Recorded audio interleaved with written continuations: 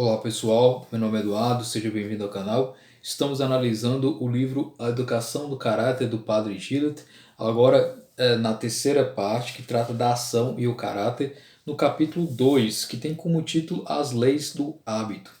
Nessa parte, o autor ele vai tratar também sobre o hábito, assim como no capítulo 1 dessa terceira parte ele trata sobre o hábito, o conceito, as características do que seria um hábito, a sua constância. Agora ele vai tratar sobre as leis do hábito, ou seja, duas leis que ele coloca que podem ser utilizadas para a pessoa que quer manter um hábito, que quer realizar algo de forma constante, né?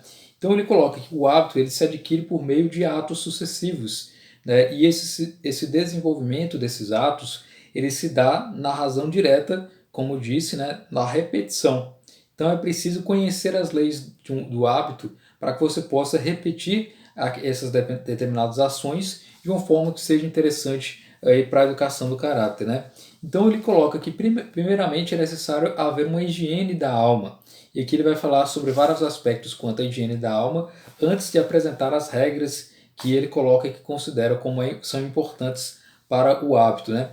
Primeiramente ele trata nessa parte da higiene da alma, né? Ele trata da higiene fisiológica, ou seja, tudo aquilo relacionado ao nosso corpo que exige uma certa higiene também.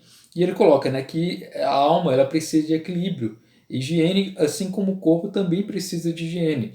Né? Com a higiene que nós iremos manter o nosso corpo saudável, a alma também é necessário para a alma, né, também ter uma certa higiene. E isso está relacionado aqui à analogia que ele faz em relação a essa higiene corporal e a higiene da alma, né? A saúde do corpo e a saúde da alma. Por exemplo, na saúde do corpo, na higiene corporal, é necessário haver uma higiene da respiração e uma higiene alimentar. Então, também na nossa higiene mental é necessário isso. Na higiene da respiração, ele coloca que, estando em um determinado local, que você esteja muito tempo estudando, é bom que você tenha um ar mais puro, que você saia daquele mesmo âmbito, né, que você respire, né, e que faça com que justamente sua respiração seja saudável. Não está aí diante de uma respiração de coisas que estejam muito poluídas ou muito fechado, um ar muito carregado. Da mesma forma, a higiene alimentar, né? Ou seja, não exagerar demais em comidas determinadas que sejam muito pesadas. E ele coloca que é bom uma prática aí de um certo alimento que seja mais leve, um regime alimentar, de certa forma, para te proporcionar uma maior leveza aí, propriamente física. Né? Então, esses dois tipos de higiene corporal que ele coloca que são importantes, que uma vez que você tendo aí uma higiene corporal, seu próprio corpo irá te proporcionar uma boa capacidade intelectual também, porque é através do corpo, de uma forma direcionada, que você vai ter aí a boa disciplina, o bom hábito também, né? Através aí, justamente dessa higiene. E aí, em seguida, ele fala agora da higiene moral. Então, note que é necessário uma higiene fisiológica de um corpo saudável, da mesma forma a higiene moral. Né? Agora, em se tratando de higiene moral, ele vai tratar de outros aspectos que são interessantes em se tratando justamente do equilíbrio. Né? Os jovens, ele coloca, né, normalmente jovens ou pessoas desequilibradas, elas preferem se alimentar de todo tipo de sonhos, né? Do que, na verdade, buscar uma purificação moral. As pessoas costumam se iludir na vida em determinados sonhos e não buscam se corrigir, não buscam a perfeição, não no sentido completo, mas buscando sempre o melhor possível, né, dentro daquilo que se considera como moral. Né? Então, custa muito lutar contra essas paixões fáceis, né? Contra essas coisas que são muito fáceis de serem adquiridas em termos de prazer físico ou em termos de prazer imediato. E reagir contra os seus gostos normalmente é algo muito pesado que as pessoas não costumam nutrir. E ele coloca que é justamente isso, que é quando a inteligência ela quer superar esse tipo de gosto superficial, é que nós estamos diante aí, de uma educação do caráter. Né? Ou seja, quando você busca a verdade, quando você busca um bom coração, com sentimentos viris, com sentimentos bons e fortes, aí sim você estará buscando a educação do caráter.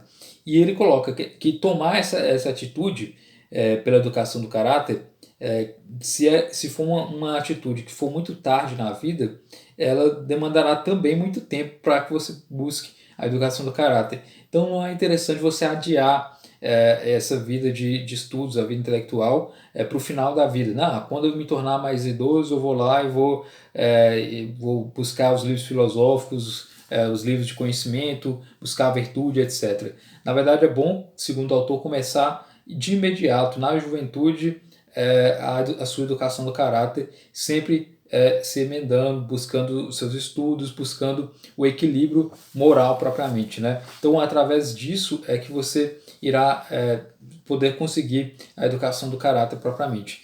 E em seguida ele fala sobre a ginástica da alma. Há uma confusão em se tratando aqui de questões físicas entre saúde e força muscular. Ele coloca a diferença entre saúde e força muscular, que são bem diferentes, né? Manter a saúde não é necessariamente uma prática de exercício físico constante e intenso, ao contrário da força muscular, que é justamente a busca de intensidade, né? Por exemplo, a pessoa fazer academia de uma forma muito intensa e a ponto de você começar a criar músculos, se tornar forte, etc. Ele defende aqui a ideia de que é interessante ter uma saúde corporal para atingir os fins em si mesmos da educação do caráter, ou seja, manter a saúde é algo que você pode fazer de forma constante ao longo do tempo e não é necessário uma força muscular para a vida intelectual, para a vida de estudos, né, propriamente. E aqui ele vai falar sobre os desportos, né, os esportes. Existem os exercícios moderados e os exercícios de desporto violento, esses dois tipos. Esses exercícios moderados é os que devem ser praticados, segundo o autor, né? Para manter a saúde, manter o equilíbrio. Por exemplo, uma caminhada, por exemplo, fazer algum tipo de exercício um pouco mais leve, né? Enquanto que existem os exercícios de desporto violento, né? São aquela corrida, aqueles exercícios que você faz na academia puxando peso. Esse buscam aí uma atitude mais agressiva em relação ao corpo para que a resposta do corpo também seja mais intensa, né? Então o autor ele está nessa linha de manter o exercício moderado apenas para que você tenha uma boa saúde, até porque a força muscular não quer dizer necessariamente que você tenha saúde, né?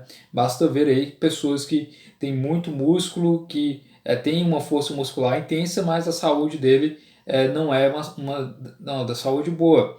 Por exemplo, tem problemas cardíacos, problemas de colesterol, entre outros. Então ele coloca aqui que é interessante procurar isso, a moderação, até mesmo em se tratando de exercícios físicos, né? Por isso que ele propõe duas leis em se tratando disso. A primeira lei do exercício, ele coloca, é a lei dos infinitamente pequenos. Essa lei dos infinitamente pequenos é dizer que não se deve procurar exercícios violentos. Deve-se buscar aqui proceder com exercícios simples e que sejam equilibrados. Ainda ele coloca a segunda lei dos exercícios, que é a lei da continuidade, ou seja, fazer esses exercícios simples e equilibrados, mas fazer com frequência, para não perder justamente a sua saúde e se debilitar e perder as conquistas que você já teve na saúde. Então, é uma caminhada constante todo dia, é um exercício simples, físico, que você pode fazer todos os dias. Tem que ser frequente para justamente manter a saúde, né? Então aqui ele vai destrinchar, trazer mais elementos em relação à lei dos infinitamente pequenos, né?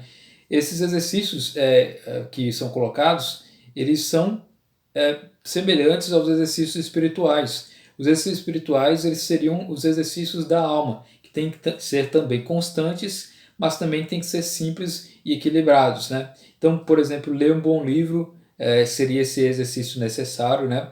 Mas o autor ele entende, né, que seria melhor uma ação do que uma leitura. Então essa ação seria o hábito moral, né? Ou seja, observar leis simples, mas rigorosas, buscando aqui as virtudes dos temperamentos. Então, lei dos infinitamente pequenos é fazer um gesto, uma ação em relação à moral, que seja aí, uma ação que busque esse hábito moral propriamente dentro das virtudes dos temperamentos, fazendo aí com que você possa lidar com aquela ação prática no dia a dia, propriamente em se tratando da moral, né? e não apenas uma leitura simples de um determinado livro, mas uma prática em relação a isso. Ele ainda coloca a lei da continuidade, né? Deve-se buscar esforços sérios, repetidos, né, e perseverantes em relação à educação do caráter. Então, discernir quais são as nossas fraquezas cotidianas, buscar justamente equilibrar essas escolhas e diminuir aquilo que é considerado uma fraqueza. Então você vai discernir aquilo que você observou como sendo uma fraqueza, tentar combater aquilo da melhor forma possível, buscando os exemplos, né?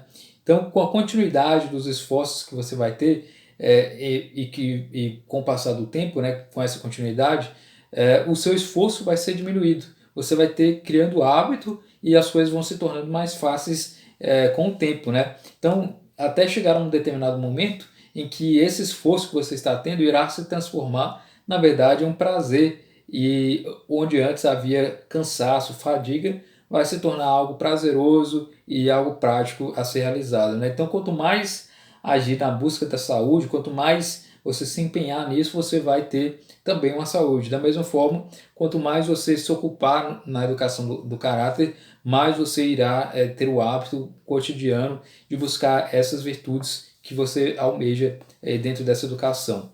Então, espero que você tenha gostado desse vídeo. Se inscreva no canal, curta, compartilha. Muito obrigado pela atenção.